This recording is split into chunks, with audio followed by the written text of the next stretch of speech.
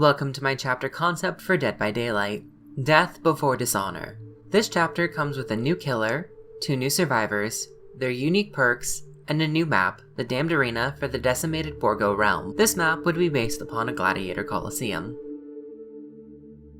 One of the lesser-known legends in ancient Roman mythos was that of Titus the Gladiator. Purportedly born of heavenly blood, he possessed strength like that of the gods. The god that sired the gladiator was undetermined. In many myths, a different god laid claim of his parentage. Titus was brought to the empire under a name that has since been lost to the sands of time and made to participate in brutal fights in colosseums. Some believe that he came from a local territory, and others believed him to have hailed from lands much farther away.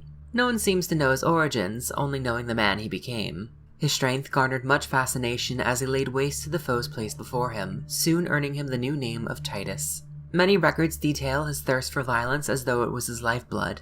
Others refute that premise, instead suggesting he lived for the spectacle of the sport, and yet more wrote of his subjugation as fueling his rage as he tore apart his enemy.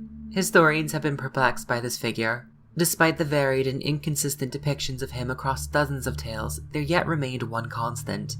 All accounts of his myth end in a black fog abruptly overtaking the Colosseum during a match, leaving nothing behind but a husk. The Gladiator's power is called Raw Strength. I will admit this will probably feel uninspired, but I do this mostly to design perks, so please be nice.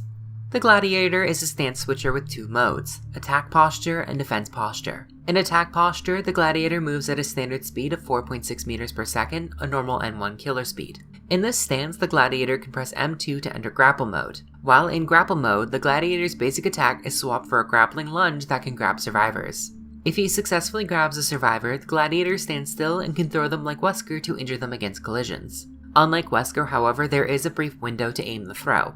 Alternatively, the Gladiator can slam the survivor on the ground, breaking nearby dropped pallets. In either case, the survivor is put into deep wound if they lose a health state. In Grapple Mode, your stun duration is increased by 25%, making it risky to perform around pallets. The Gladiator's other mode, Defense Posture, causes him to move slower at 4.4 meters per second. Like with Grapple Mode, the Gladiator can press M2 to ready his shield. Doing so reduces your pallet stun duration by 25% and inverts to Grapple Mode.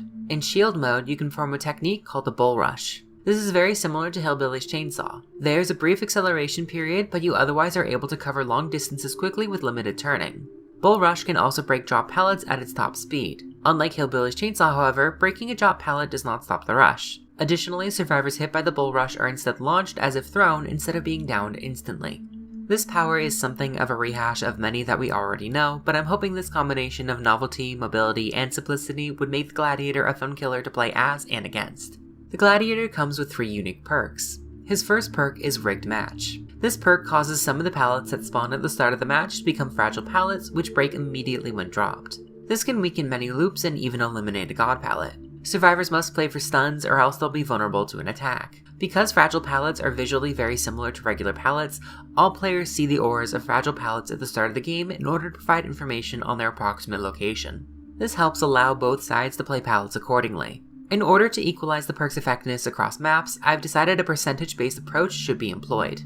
I think the actual percentage could use some playtesting, since I don't know offhand how many pallets spawn on average in each map, especially after the pallet density updates. That said, 1 in every 5 pallets seems like an okay jumping off point. The Gladiator's second perk is Momentary Interruption. When you're stunned by any means, you gain a haste bonus for a short duration. This can help you play more aggressively, play around smaller loops, or catch up to a survivor moving to the next tile. The Gladiator's final perk is Hex Sweet Vengeance. The Hex Totem is lit at the start of the trial, and while active, any survivor who stuns you by any means loses a health state. If the survivor is already injured, they are put into deep wound. It has a small cooldown to encourage a little thought and chase, but mostly because I needed some way to add in perk tiers. As with Momentary Interruption, this perk is designed to encourage aggressive play. All in all, the Gladiator's perks are all designed with pallets in mind, reflecting a powerful force that will bulldoze through everything. A long-standing conspiracy floating among various online communities is that of the Black Spider incident. Several years ago, an elite squad of military personnel vanished while investigating a top-secret mission. It was formally declared that they were taken by opposing forces, but many believe there was a massive cover-up for something much more nefarious. Of this elite squad, one of the more notable members was a man by the name of Joey Leone. Highly intelligent and skilled, he was an incredible asset. That said, there stood a rumor that he clashed with his superiors when presented with tactics that were less than honorable. The basis of the Black Spider incident claimed that the mission was doomed to fail, with the intention of covertly removing any members who would challenge the system. Whether or not that was true, it was almost certain that they had died, and on the slim chance they hadn't, it was a far worse fate. Joey Leone's first perk is Heavy Hitter. This perk activates when stunning the killer by any means, increasing the duration of the stun by 2 seconds and inflicting exhaustion on its user. The fun part about this perk is that it can be combined with other perks like Smash Hit or Head On, and the exhausted status is inflicted for the combined total of each perk. It's a simple effect, but lengthening a stun does allow you to gain more distance against a killer as you leave a loop. Joey Leone's second perk is Top Shape. While healthy, your breathing is silenced. This can be a good combination with a perk like Light Footed to maximize a stealthy approach. However, Top Shape also has a powerful effect in enabling you to recover from exhaustion while running. You recover at a fraction of the default rate, but nonetheless shaving off a few seconds can be the difference between evading a hit or taking damage. This does have some baked-in guardrails, such as stopping when you have 10 seconds of exhaustion or less, as well as not being modified by any other loadout items to prevent over-the-top synergies. Additionally, there is another risk when using the perk. While injured, you recover from exhausted more slowly and have louder grunts of pain. Joey's third unique perk is Teamwork Tactical Repair. This perk follows my previous rework of the teamwork perks, where the perk is activated upon any healing action between 2 survivors. Once a healing action is completed, these 2 survivors become partnered until one is hooked. While both partners are in close proximity, Teamwork Tactical Repair activates and the pair receives certain benefits. Both partners can see their partner's aura, the aura of all unrepaired generators, and a 3-gen in a different color. Additionally, both partners receive a small repair speed bonus. This perk overlaps with a few others, but it has a steeper activation conditions that compensate for the combined bonuses. Providing information on objectives can be useful in solo queue, and the repair speed bonus will generally be more viable for the teamwork status, as grooming up on generators is probably the most efficient thing survivors can do, cooperatively at least. Overall, Joey's perks are designed for an aggressive playstyle, promoting longevity in chase and improving efficiency after its setback. The awful sounds and sights of the battlefield haunted Daryl ever since he was discharged from the military. Many a times did he awake screaming from the nightmares that felt all too real. He regretted ever agreeing to enlist, but his best friend Joey somehow goaded him into it. But Joey went MIA and was almost certainly dead.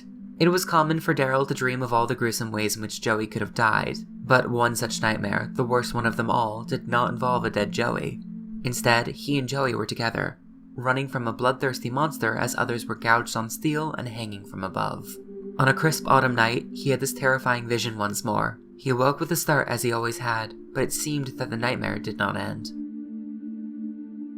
Daryl Jackson, as you may guess, comes with 3 unique perks. His first unique perk is Life in Limb. When you take a protection hit while healthy, you immediately become broken for 60 seconds. Once this elapses, you heal 1 health state and become exposed. Additionally, the perk goes on cooldown for at least 90 seconds. This perk is designed to be altruistic to provide more efficient means of body blocking. That said, this can be a very powerful effect, so I locked it behind some significant timers to restrict its abusability. I think this would require some playtesting to figure out the numbers, but I think this would be an okay start. Daryl's second perk ties into his first, Heightened Awareness. While you are exposed, Heightened Awareness gives you a small haste bonus, as well as the ability to read the aura of an approaching killer. This perk is designed to give you an edge when you are most vulnerable. Daryl's final perk is yet another teamwork perk, Teamwork 6 and 12. As before, survivors become partnered after any healing action and receive benefits when near each other. For Teamwork 6 and 12, you both see your partner's aura. Remaining near your partner for 30 seconds reveals the killer's aura to both partners for a brief period, and each time one partner has line of sight on the killer, the other survivor is alerted with an audio cue and that partner also sees the killer's aura. This perk would help solo queue teammates remain alert and more efficiently watch different directions of a killer's approach. Daryl's perks are supportive in nature, aiming to reduce harm to his team and providing a leg up when the stakes are high. Thanks for watching, leave a like and put your thoughts in the comments below.